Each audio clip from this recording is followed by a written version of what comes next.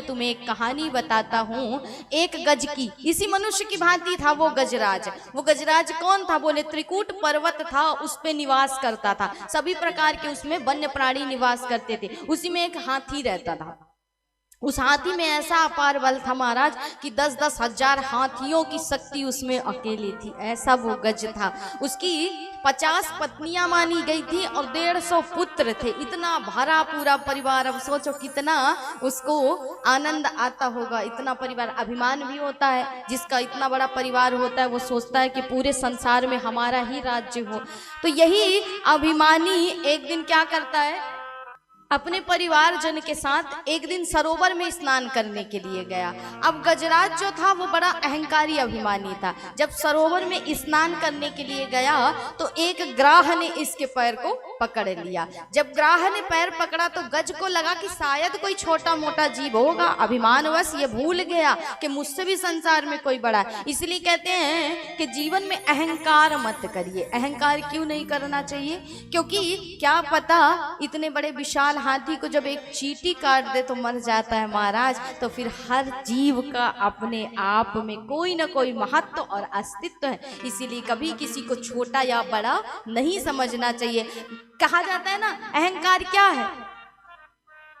मैं ही श्रेष्ठ हूं और मैं ही सर्वश्रेष्ठ हूँ। यही है सबसे बड़ा अहंकार। संसार में मैं हूँ। रावण क्या कहता था? रावण यही कहता था ना कि मुझसे बड़ा कोई संसार में नहीं है। लेकिन राम ने बता दिया कि तुझसे भी बड़ा कोई संसार में है। इसलिए अहंकार जीवन में नहीं करना चाहिए। वही अहंकार इस गज के अंदर था। सोचा कोई छोटा मोटा जीव होगा, पैर पकड़ लिया है, छुड़ा लेंगे। अब गज धीरे धीरे धीरे धीरे उस सरोवर में स्नान करने में मगन था अपने परिवार के साथ। लेकिन उसे समझ में आया कुछ समय के बाद कि शायद मेरी शक्तियां अब खत्म होने लगी है, मेरी शक्ति अब क्षीण हो रही है। क्योंकि वो जो ग्राह था वो छोड़ ही नहीं रहा था महाराज। और धीरे धीरे गज को उस सरोवर के अंदर ले जा रहा। विशाल गज जिसमें 10,000 हाथियों का बल अकेले था। आज वो गज निर्बल हो गया और निर्बल होकर के अपने परिवार से, अपने संबंधी जनों को पुकारा कि आओ और मेरे प्राणों की रक्षा करो।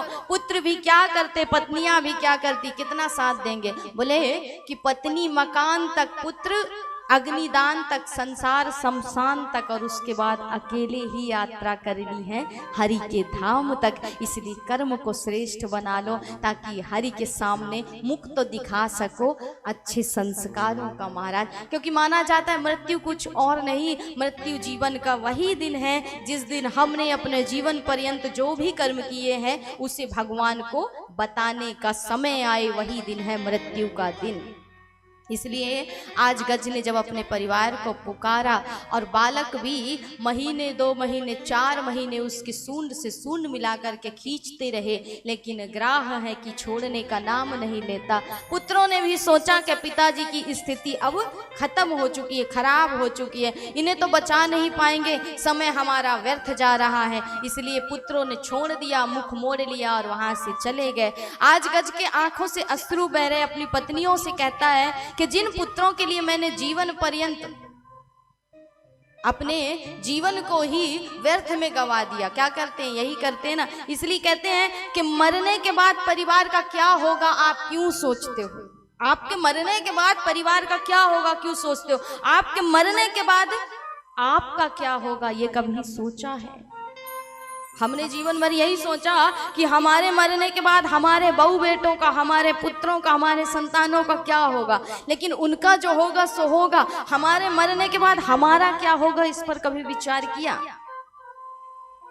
तो महाराज आज वही गज की स्थिति है कि जिनके प्राणों के लिए, जिनके जीवन को चलाने के लिए मैंने अपना जीवन व्यर्थ में गवा दिया। जीवन में क्या पाया? कुछ भी नहीं पाया। इनके पीछे बर्बाद हो गया। और क्या मिला? हाथ कुछ लगा? बोले नहीं लगा। इसलिए आज ये मेरे अपने ही मुझे सबसे पहले छोड़ करके चले गए।